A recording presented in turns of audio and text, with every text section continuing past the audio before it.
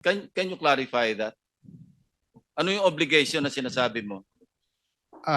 Yun po yung ano, yung sa proponent po nung project na ibinigay po ni Boss Henry sa kanya.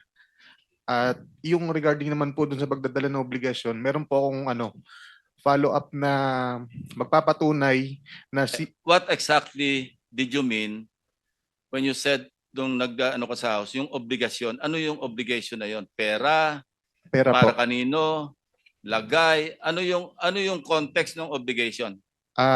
Pera po siya para sa proponent. Ano yung sabihin? Lagay para sa proponent? Yung advance po. Opo. Advance para Yung sa parang proponent? bayad po para dahil nakuha niya yung project na yun. Mrs. Jose? Your Honor, I don't know what he was talking about because the context of that message is about giving him documents for a supposed po dahil hindi natuloy